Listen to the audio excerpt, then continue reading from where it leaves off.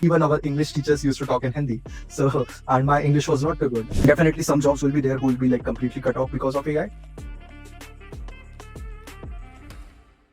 Welcome to the TechPravachanWithMohit, where you get in-depth, personal, or exclusive information that we can't get elsewhere. Today, we are excited to welcome Shivang Mangal. So, Shivang, thank you for joining us.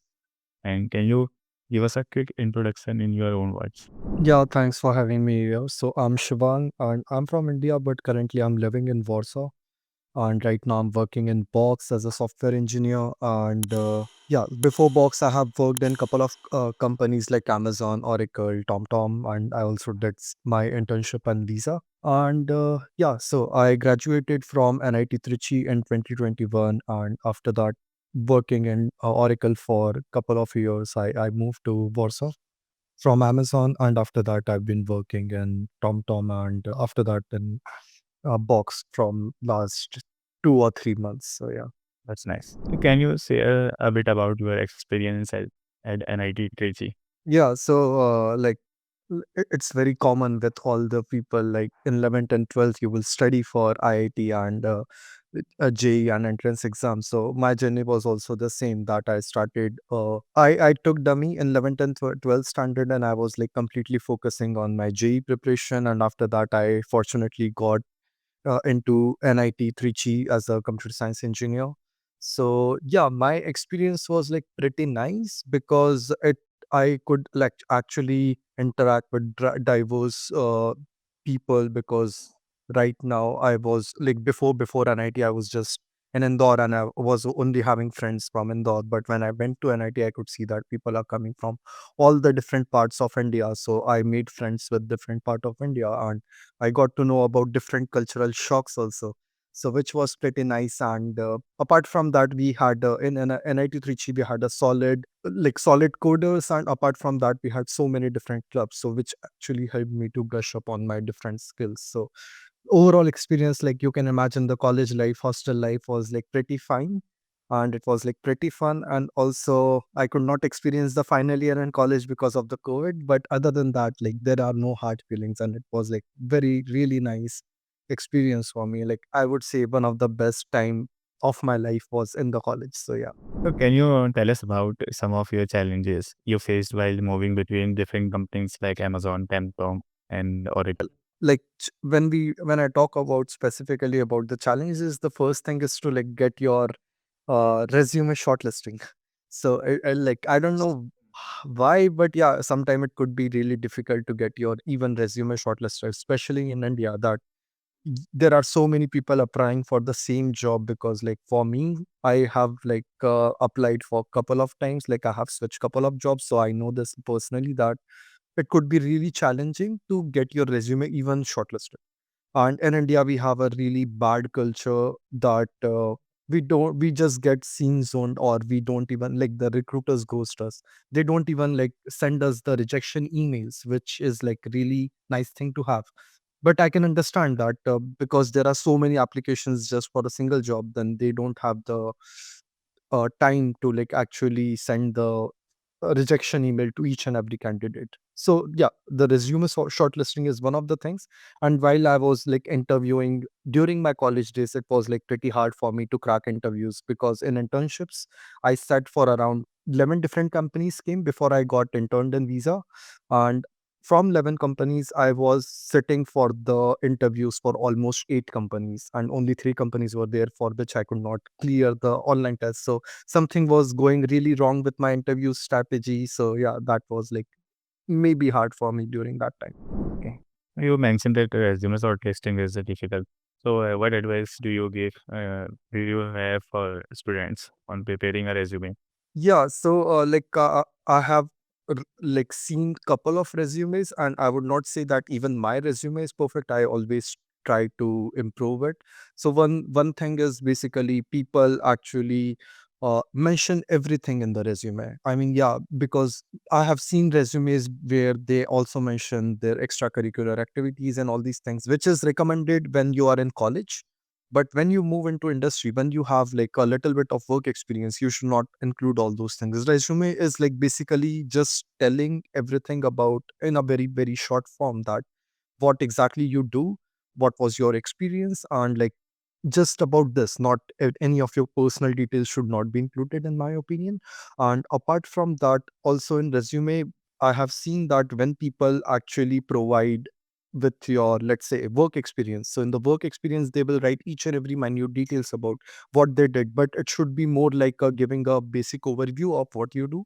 And also it should be summarized in a way that there is some introduction, what exactly you did, some tech stack, and finally concluding with some numbers, that what impact did you created while working in that company, or like what impact did you created while working in the project. So which is like pretty important thing to do, because that actually tells that how important you were the key, how important you were to that project, or what was your contribution. So that is like how I would frame certain things in resume. That's a great advice. So, you have interned at Visa. So, how your experience is at interning at Visa, and what advice you give to students on how to stand out during internship? Okay, so for me, like my internship experience was not too good, because it was a COVID time, and visa during that time it was 2020 peak COVID, and I'm really glad that visa didn't cancel our internships, and they still continued to like actually offer us the internships. It's just that they were not prepared for having any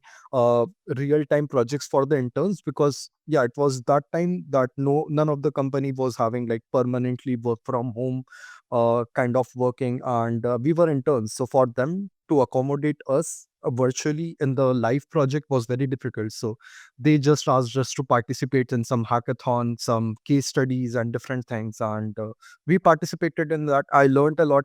Even while participating in the hackathon, I was not doing any development before my internship, so I just learned development, like backend development. I created one service from scratch, and it was in Node.js Express. So I learned a lot during that time to just participate in a hackathon. And when it comes to the advice for internships, so for my personal experience, that it's whenever you come to college in Indian colleges, it is the basic norm that in first year you are being taught with all the subjects. Like even if you are having a computer science degree, you will be taught in the first year physics, chemistry, mathematics, like all the random stuff. Like we were also having some courses related to mechanical and civil department courses. I mean, it's good to have some knowledge, but since you are having a computer science degree, I think it's much more better that you start learning something about coding and different stuff in the first year itself. So in our college, we were not having very good communication with the seniors when we were in first year, because of all this ragging stuff that actually admin wanted us to not interact with seniors in the first year to prevent ragging. So I'm not saying that we used to have ragging, but it's just the way to prevent it if there are some cases in past. So yeah. So in the first year we were only reading about these things, and as soon as we came in second year, we were having zero clue that how exactly we should do, because in second year you have so many different courses bombarded onto you that you have to learn about technical stuff about DSA and different subjects, and you are just trying to cope up with all these things. And just in third year you just get to know that okay, companies are coming now, you need to prepare something, you actually have to sit for the companies, and then you don't have any clue. So my advice would be that try to interact with your seniors, because like every college could have different way of working. In some colleges I know some companies also visits in second year, and they basically have some collaboration with some different companies which they can offer internships in. So it's always good that as soon as you come in your college in the first year, you try to communicate with your seniors, find the right mentor for you who actually tells you that what steps you should take to be successful in your like degree or something like that. Because in some colleges also CGPA plays a very important role, but because if you don't have a certain level of CGPA, you are not eligible for the company. So it's always good to have advice as soon as possible. And once your seniors, or when you get to know that how exactly the process is working, you should maybe basically start working on during that process. Because during our time it was not too difficult, but nowadays because of COVID and all these different recessions coming up, it's very difficult to land a job, and also not too many companies are visiting the campuses. So it's better to start your preparation early rather than like starting too late. That's nice advice. So, you have participated in many events and competitions during college. So, how did these experiences impact your career, and would you recommend similar activities to students? Yeah, definitely. So, like one thing is that I have participated and also I have like conducted because I was part of like many different cultural fests and different teams like workshops team and like also events team. So it actually helped me a lot because so first thing is that I'm really glad that I studied in NIT Trichy because in NIT Trichy like there was 50% quota of home state. So to communicate with your peers, English was the only way. And I in 11th 12th standard I'm coming from Indore. In Indore in my school like even our English teachers used to talk in Hindi. So and my English was not too good. And when I came to college, I in the first year I became CR, the class representative, and I struggled a little bit with the communication because my English was not perfect. I used to think that it's really nice, but yeah, it was not. So actually, coming to the college actually helped me a lot to improve on my communication skills.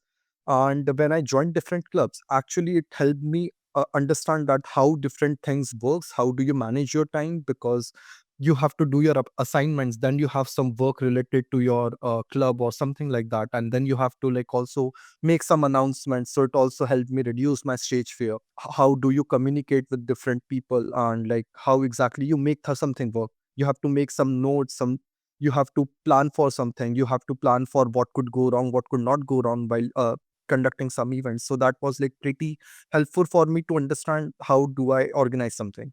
And apart from that, when I also conducted events, there was also technical events related to computer science. So I had to do a lot of research on making some coding questions or something like that. So it also helped me brush up my technical skills. And when I participated in those events, it actually helped me a lot to prepare for those events because we were having different events, sort of like coding events and also something related to mathematics, something related to like technical computer science. So while preparation for those events, I used to see different questions, which also helped me a lot in boosting up my confidence, and not just boosting up the confidence, but also the technical skills. So I think like it's really important part of your college life to participate in all those events and also try to go to different colleges so that you understand that where exactly you stand. Because ultimately, once you're competing for some job, you're not just competing in your college, but you're competing across globe, I would say, or not just globe, but at least India. Can you walk us through how you prepared for your role at Oracle? Okay, so since I got Oracle from my college placements, so we like when you are in college, you are not expected to know so many different things, and also resume shortlisting and all these things gets easier because everyone is eligible if you have a certain CGPA. So for me, like I had the like generic resume for all the companies, and after that we had to give some online test. In the online test, so I've been doing coding like since second year, like seriously. So I used to like just do initially I was more into competitive programming, and after that in the third year I started doing data structures algorithms like properly with the concepts, each and every concept. And in final year for Oracle, like specifically talking about Oracle, so we had like two or three different, I don't remember exactly, but maybe two or three different coding round and one very basic design round. So in the coding round, there was like basic questions related to data structure algorithm. I can remember one question was related to heap, I guess, and one question was like basic array questions or something like that. So when I talk about my preparation strategy, like it has been improved over time because I got to learn different things. So how I would recommend someone to prepare now is basically you start with if someone is like very new who doesn't know coding at all, just choose programming language of your choice. I personally feel that C++ is a really nice language. Definitely, like there are some debates that you can use Python because it's too easy. But I would recommend all the people that like if you're coming in software industry, then like definitely Python is very easy to write and very easy to understand, but it offers you very much everything. So if you want to learn something, if you want to learn coding from scratch, how exactly memory is managed, how exactly pointers are working, like how do you create all these references and everything, then I would recommend that either start with Java or C++ because there is a lot of support for these languages. And I personally started with C++. So when after moving from C++ to Python, like it's very easy. But if you want to do vice versa, it would be very difficult because in Python, you don't have to worry about too many things. But in C++, there are definitely so many things. And also, many companies actually prevent people from using Python because they know that there are unbuilt libraries for almost everything. You can choose your programming language, then you can start doing some basic mathematical questions so that you just at least know how to implement something. Not implementing some data structure, but just implementing, solving some questions related to array or something. So how I started my coding journey was I used to do HackerRank a lot. I used to do implementation based questions on HackerRank because you just have to use your brain. You don't need to have some prior knowledge about data structures, some algorithms. You can just normally implement something. So it actually helped me understand that, okay, how I should frame my code and how I should like actually put the methods and how should I like write the code. So it's basically helped me in writing the code. And after that, I think that you can start with basic DSA patterns that array is one pattern, linked list is one pattern. So for that, maybe you can follow neat code or a Stiver SG sheet or maybe some other thing where you have like properly structured different algorithms and data structures. I also followed Abdul Bari's YouTube video, which was like very helpful for me to understand different algorithms on YouTube. So it was also like really nice. So maybe so once you start coding, you should have pretty basic understanding how exactly different algorithms are working. You should know about like how heap is working, what's the time complexity, what's the space complexity. So once you complete all these things, maybe you can do lead code top 75 questions or some other sheet so that you have a basic understanding. And after that, what I would recommend is that, and I also did that in my like recent preparation, that I used to solve questions pattern wise. You talk about array. In array, we have so many different patterns. Like in array, you have sliding window. In array, you can have 2 pointers and you can have fast pointer, slow pointers. So like I have done more than 1,000 questions on lead code. So I can tell this personally that all the questions are basically some sort of modification of some normal question or some sort of modification of some patterns. So if you solve questions pattern wise, then it will be really helpful for you to solve questions because normally I have seen this that you have solved the questions, you find it very easy that, okay, I have solved this question and now what? Now you're seeing a new question and you have no clue that how should I approach this one. You don't know after seeing the new question that what algorithm I should be applying in. So if you have solved enough questions pattern wise, then definitely just by looking at the question, you can actually understand, okay, this concept will be applied because I have solved enough questions about this. So it makes your entire coding journey easier if you solve it pattern wise. So yeah, I did pretty much all these things for DSA preparation. And finally, regarding system design, I just tried to like do some basic object oriented design. And frankly, when you are interviewing for your college companies won't expect too much from you in terms of system design. But I'm not saying that you should not prepare for it. Yeah, you should definitely do. But yeah, don't expect it to be too much in detail. So yeah. Can you tell us about your transition from Oracle India to Amazon Warsaw, and what were the major differences in work culture and technical responsibilities? Yeah, so I was like when I was working in Oracle, I wanted to like move to other company to get some more perspective. Like, yeah, I wanted to switch basically. So I started applying in India, and also one of my cousins told me that you can also try to apply outside India because he also got an international offer. So I had no expectations that anything would happen, and I randomly started applying in different locations outside India, and also I was interviewing in different companies in India. And apparently, I got a message from the recruiter from Amazon that yeah, we can actually proceed with your application, and we can start with the application. So in terms of the process was like almost very much similar to what you would have in India. That you would have standard screening round for DSA, and followed by screening round you would have like 4 different rounds, which is on site. So virtual on site, I would say, and in that there will be 3 normal coding round and 1 system design round. So my preparation strategy was pretty much the same what I told already. And when it comes to the expectations from the interview, so there is a difference in what you are actually getting in India and what you are getting actually outside India. So in India, I have given so many interviews, and I know that interview bar in India is like pretty much high as what we have in Europe, at least, because I've never given any interviews in USA. So interview bar in India, like hiring bar, is like pretty much high. You will get like really difficult questions, even in some, not just Fang, but also in other different companies. You will get like really difficult questions. So first thing is like it's a challenge for you to get your resume shortlisted. Then to clear the interviews also, like you will get really difficult questions, you will get DP questions. You cannot imagine like how difficult it could be as compared to what it's here. And also, like, even if you do all the questions perfectly well, then also it's not sure that you will end up having that job, because there are so many people who would have answered all the questions. Because we have this, we call it so in India, we have so many people like who are like actually struggling a lot and who are ready to give their heart in just getting some job. Like they will do day and night just coding. And and I have also done this. I'm not saying it's a bad thing. I have also done this. So I will give everything to just land a job. So there are very hardworking people. So it's very difficult even after you do everything right. You are not you're not very sure that you will end up getting a job. But it's not the case in Europe. I have given interviews, and some of my interviews was not too good, and I was expecting that okay, I could do better than this. I still end up having some offers there.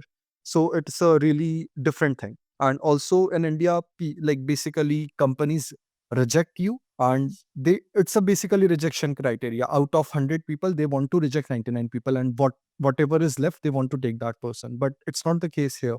Here company actually wants to select you, because they don't have like enough competition. First thing is that. And after that also, even if you are in the final stages, company will stop. They will, because I have been in this place that I was like I just applied for a company, and company just like recruiter just told me that we would not like to proceed with the application because we already have someone in the final stages, not in the offer stage, but just in the interviews final stages. Because they know that if someone is getting in the final stages, mostly they will convert it into a offer, because unless they have a very big red flag. So yeah, that's the major difference. And when I talk about like work life balance, like work culture, and like, so it's like a pretty far, it's like a North Pole and South Pole. So in India, like some companies do offer good work life balance, but still the environment is a little bit toxic. Not true for all the companies, but yeah, most of the companies, you will be expected to work later in the evenings, or it's just that you have to work all the time, irrespective of what you have in your personal life. And it's not the case here. It's like if it's 8 hours, then it's 8 hours. If you're working overtime, you can actually log and you can get paid more. It's not the case in India. And also, I think the major difference in India and Europe is basically in Europe, you have hourly basis pay, and India, you have like monthly pay. And there is a concept of hourly pay in India as well, but no one follows that because it's not in our genes that we follow hourly basis pay. But here it's like taken very seriously that even if you're working 1 hour extra, you can actually log it and you will get paid for that. So that is the major difference. Work life balance is nice. It could depend on company to company, and because in Amazon my work life balance was terrible in like Warsaw also. So it could depend on company altogether, how exactly your company is, how generous your company is, and how's the work life balance in your company. But generally speaking, work life balance in Europe is like pretty chill as compared to India. Nice. I love how you put that. Yeah. Moving from the Amazon to TomTom and now Box, what factors did you consider when deciding on each transition? Well, for me, like it has been like pretty rough journey, because I got offer from Amazon all the way from India. They had to wait for 6 months to get all my visa and work permit and all these different stuff. So I got offer in October 2022, I guess. November 2022, and I joined Amazon in May 2023. So they had to wait almost 6 months for me. And when I joined on Amazon, I had a probation of 3 months, and after 3 months, I got laid off. So it's like I'm coming all the way from India to Amazon, and after 3 months, I got laid off. So I had no other chance to like be there. So since I was on my visa, I had 1 year of time to like find a job. I had my visa valid until like February or March 2024. So I had that amount of time so to find a job. So I was also planning that maybe I should go back to India and search for a job there, but I was in contact with a couple of my friends from NIT Trichy, and they told me that in India, like situation is really bad because after 2022, it got really bad because of like the wars and COVID. So I decided that okay, I will try to find some job here. If not, then I always have an option to go back to India. So I was applying for different jobs. I was interviewing with different companies and I landed up in TomTom. When I was I landed up in TomTom, I was also interviewing at Google and I cleared the interviews, but I was waiting for the team match round. So I joined TomTom. Both ways, my TomTom journey was like really amazing. I learned so many different things in TomTom. I was working in backend in Java microservices. And I worked there for almost 9 months. It was like really nice. I worked on very cool projects and like my team was also really nice. But eventually I got offer from Google and Visa and also from Box. So I decided that okay, it's a good time to like step up and like choose something, and I decided to join Box. I also had offer from Google, but they were just offering me SG1 and I wanted SG2 at during that point of time. And they told me that to get SG2, you need to re-interview again. So I thought that I always have an option to re-interview again. So I decided, okay, that I should join Box. And now after working in Box, I think I made the right decision that, yeah, right now for my career, Box is a really nice company to work in. That's nice. For someone looking to switch a job within tech, what tips would you offer on searching new opportunities? Okay, so I mean, like it could depend on person to person because in tech there are so many different rules. But I can specifically talk about software engineering, or maybe specifically about backend engineering. So general norms are basically you are being first. There will be process of resume shortlisting. After resume shortlisting, there might be some screening process. Where will you be asked some basic screening questions, maybe related to data structures, or maybe some questions related to your past experience. And after that, there will be some on-site interviews, which could be 3, 4, 5, depending on the company.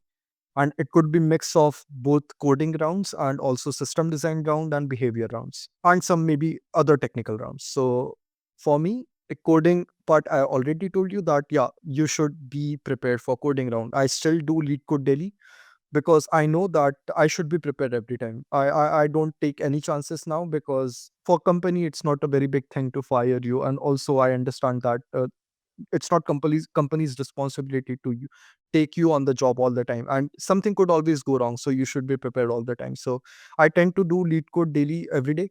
And apart from that, so if you have like good coding skills and if you have like a grasp on coding skills, then basically you're always prepared. And if not, then also it just takes 15, 20 days if you have your basics solid. And apart from that, there is system design down. So based on the different levels, if you're interviewing for staff engineer, then definitely the level of system design that will be expected from you will be far much more than someone who is interviewing for junior level.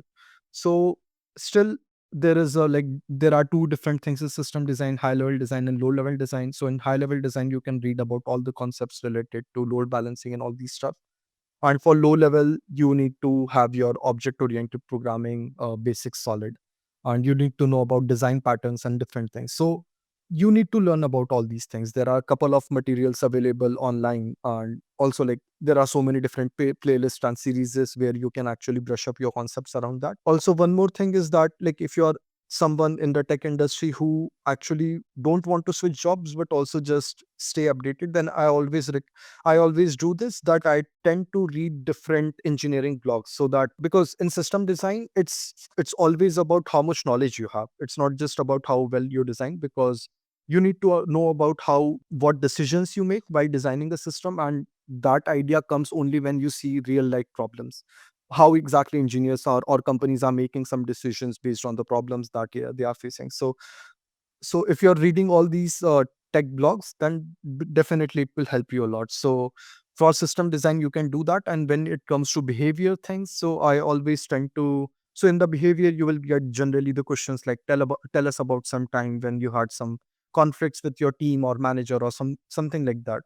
And you can think about the time, you can frame it in a nice way. There is a very famous star method of answering these sort of questions, which is basically situation, task, and action, and finally result. Star, yeah. So finally result. So you have to break your entire answer into these 4 stages and answer it. So you can do that.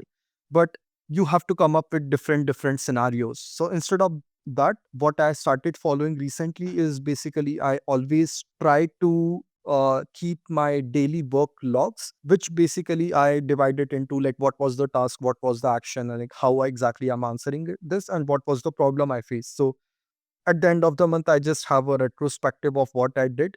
And at the end of the month, I also prepare something like that. Okay, was there any conflict with my teammates? How did I resolve it? So that when I am preparing for any interview, when I'm going for any interviews, I have whole bunch of different scenarios, because you can't remember everything when you are like actually trying to think of it. But if you have something written down, then you basically can format it in a nicer way. That is what I follow. But always you can think of some scenario and you can try to frame it in a proper way, and this is the behavior round. And most of the times these are the only 3 rounds. There are some companies who also give some takeaway assignments, but this is like very specific to some companies. So my advice is basically it's always better to prepare every time. You can always find 1 hour of your time for your normal learnings every day, rather than like just thinking that I will start applying now, and then I will do my preparation, and then I will do something. So it's always better, because it's a long journey. You can always prepare in 2 or 3 months of span of time, but then you have to struggle a lot. Yeah, so that's my advice. How you stay updated in fast changing field and working with different technologies? For me, I usually follow Medium. For like I have subscribed with different tech blogs and all these things, so which help me give basic insights of what happening around the tech industry. I actively use LinkedIn a lot, so I tend to get some information from there. And from Medium is a really nice place where you can find what's happening around, and like if you have some particular topics which you are interested in, then you can basically follow that, and you are getting regular updates. Also, I get some like also information from Reddit. I also use Reddit, so that is also a good source of information. And apart from that, like this is related to the general things, but also like my company also has a lot of different channels, so I tend to join those, and there are some different discussions going around there, so I can also like see what's happening around. So I don't generally like seek for something. It's just that if I'm just coming around with something, then I will just have a look into it. So I don't follow any general strategies. I just tend to just use different platforms, which helps me understand like what's going around. And always, if I just heard about something, I can always Google it and read about more. So yeah, that's what I do. So how you prepare for box, and what are the cultural difference in box compared to other companies? Yeah, so for my experience, like like preparation strategy was like pretty much the same. In box, I had to also prepare for multi-threading, like concurrency interviews. So I had to read about those things, like how exactly concurrency is working, because there were some questions around that. So that also helped me a lot. Like it was a really nice thing to learn about. So I that was the major difference in the interview process. Apart from that, like culture, like working in box is like pretty much fun. We have a really great office and in Warsaw, and like for me, having a nice office space is like really important, because from the beginning I've been working like remote in Oracle. Also, I just went to office in Oracle. Also, we had a really nice office in Bangalore, but I could not go to office too much, because I just went for 2 or 3 months, and after that I had to switch company. And in Amazon also, I just went to office for 3 months, and in TomTom my role was remote. So for me, going to office was a really important thing. So in Box, we have a really nice office that just started like 1 year back. We got a really nice space. We have freelance, so like I am going to office almost daily. So and when it comes to work, so our work is like very much independent. My team is divided into like 2 different teams, and also some of my teammates are in US. My manager is from US, so I have to work little bit late for around 5 or 6 p.m. in the evening for the meetings. And apart from that, I have like I joined Box 3 months back, and just after 3 months, I was given the entire project to like work on. So I was like really excited about that. I had to work on Scala also, which I had no clue before working on. And also we have a really nice processes created around different things. So like the development here is like pretty fun and also pretty easy. And we have also like cool different stuff coming up in our company, and we have like different very nice plans for our teams as well. So for me, it's been a really nice journey till now in Box. Any challenges you faced while moving abroad, and any tips for other considering on international career? Yeah, so for me, I got the offer. I was not anticipating for that. I was like just randomly gave the interviews. To be honest, my preparation was generic, so I could like apply for anywhere in the world, and I just landed up with this offer. And for me, it was like very fascinating that okay, I got an international offer, and it is like basically you just have to say yes. It was for me like there is no way I'm gonna say no to this offer. So because in salaries in Poland is not too much as compared to Western Europe, like in Netherlands or some other Germany or UK. It's very much similar to 1.2 1.3x of India. Like if you are getting in a good company, maybe you'll make 40 30 40% more. So many of my cousins and also my seniors told me that you're going to Poland, but the salary you will get almost the same amount of money or maybe little bit less in India. But I did not pay any second thoughts on like on the salary or on these things because I wanted to explore. I wanted to like actually see what's happening around like different parts of India because my plan was always come back to India. So I was like, okay, I can just come here. And without thinking too much, my parents were also fine me coming there. So I just said yes to the offer. I came here without thinking too much. And when I came here, the real struggle began because I was not having any friends here. I just had one friend here.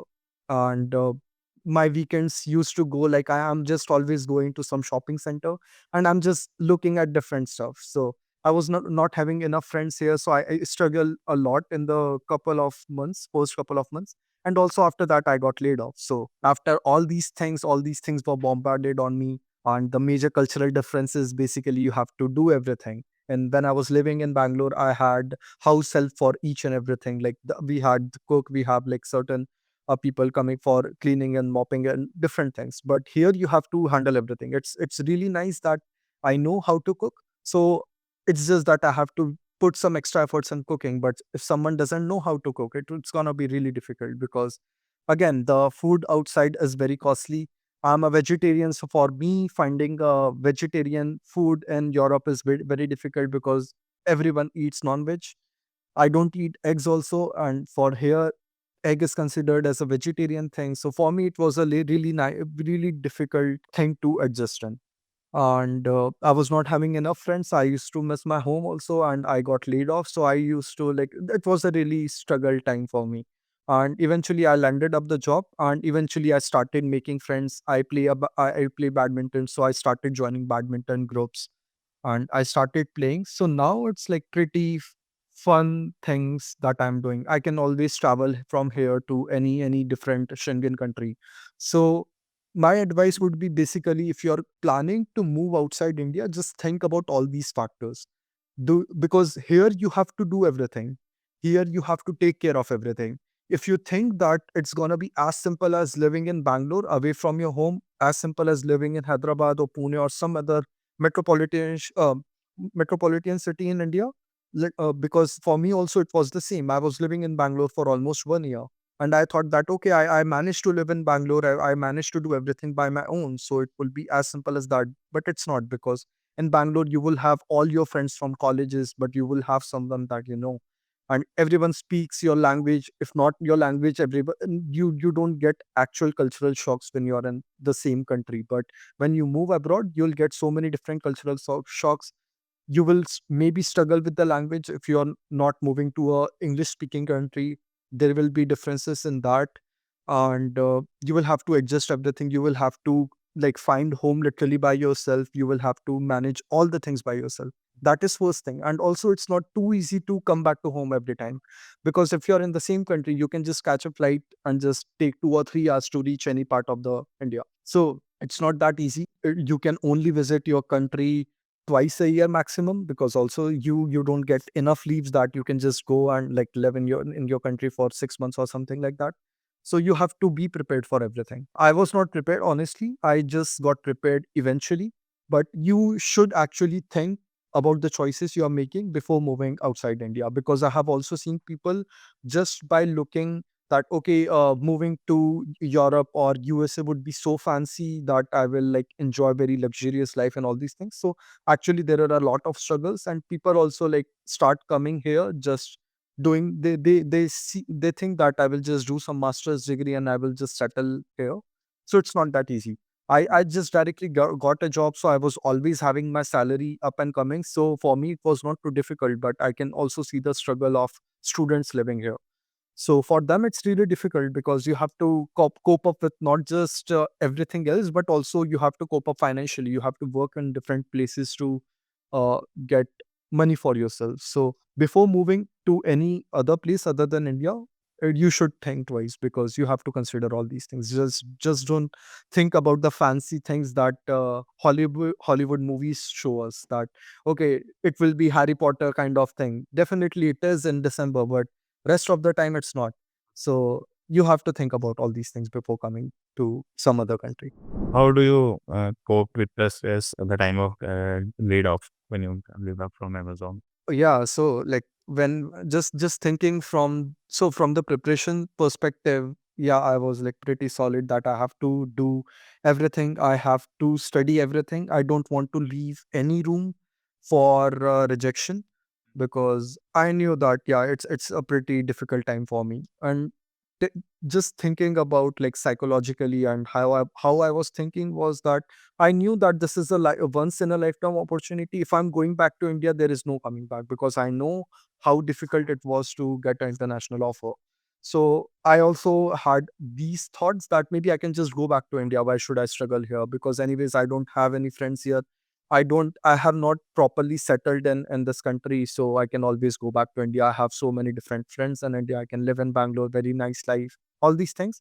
But then I thought that the only reason I came to Europe was majorly explore different things, travel different countries, and all those stuff. So I thought that okay, I just cried for one day that okay, I lost my job, and from the next day I started getting the shit done. So I started preparing really hard. I used to code like around 10, 11 hours a day straight, and I used to like prepare like crazily, and I applied for so many different companies. So I because most of the people try to just think about these things that oh, I got laid off. So this thing happened every time. So instead of thinking too much about this, it's better that you start working on the solution. So that is my like general funda, that I don't think too much. I don't think too much that I got laid off. I do this. I don't try to live in past. I just try to live in future, that okay, now to improve my future, I have to do this thing, and I just take actions on that. And this was basically what helped me, because I can understand like how difficult it would be that you lose a job and now you don't have any your salary coming up, and you have to like have so many responsibilities on your head. But the only thing that you can do is to prepare. So I just did that, and eventually I got offers. That's nice. So, what are your thoughts on the rise of AI and its impact on opportunities? In fact, as already job opportunities are less due Yeah. to So its impact. yeah, definitely. For in from my opinion, artificial intelligence will definitely change a lot of things going forward, and I can like literally see it right now, because we have access for GitHub Copilot, and I use a lot for writing my code, which actually is a really nice way to improve the productivity. I don't have to write all these things, and most of the tasks, repetitive tasks, and something like that is being done by that.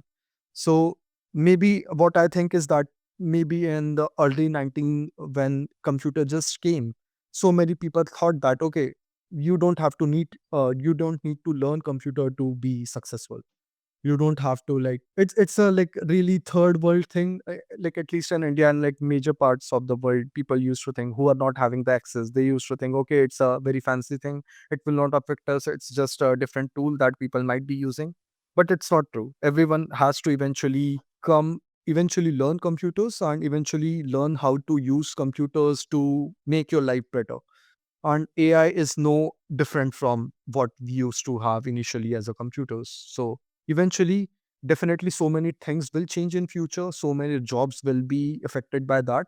but it's always an opportunity to learn different things. If you know, so maybe in future jobs will change, something like you are using AI to do work, but still how you are using AI is something that human has to do. Or maybe just creating AIs, creating different machine learning algorithms or creating different AI models would be a nice thing to work upon. Or maybe just thinking about how someone can restrict the misuse of AI, that could be a really nice thing to work upon. So how right now is normal software job is will be changed in future. How exactly normally different jobs are working, everywhere AI will come, everywhere you will have to just learn that how do I use AI to make my work efficient and better. And definitely some jobs will be there who will be like completely cut off because of AI. So for that, you should always think that, am I affected too much? Am I doing something right about making my job secure? And am I doing right steps to keeping my skills up to date all the time? So this is, I think, what the impact will be. But there will, I don't think anytime sooner that the AI will replace everything like from humans. I don't think it's gonna happen anytime soon. Maybe not in our lifetime, because if we do that, then basically just imagine that all the Google code has been written by AI, which is not possible from what I have seen till now. So maybe it could happen in future, but for now, I think we are safe. Maybe for our children, they have to worry too much about this. Or So before we wrap up, do you have any final tips or advice for students and young professionals like me? yeah, so my advice is just to be in top of everything. So like I, from my personal journey, I know that your job is always at risk, even if you're working in some startup or some fan company. Because I was part of a fan company, so your job is always at risk. If your employer is nice, it's really nice, but it's just your employer, it's not your life. So you should not be confused with your work life and your work. So you should have some life outside your work also. So that is first thing. And also second thing is that you should also keep yourself updated. There could be something, there could something go wrong in future that you lose your job. So you should always be prepared for that. So that is my advice to everyone, that work life balance and also like learning something about your own, improving your skills and getting on top of everything is what I would say you should follow. So that's it. Thank you so much for sharing your valuable experiences with us. And it's been a truly inspiring. Thank you. Yeah, thanks for having me here. It was a really nice experience talking to you. It was quite fun.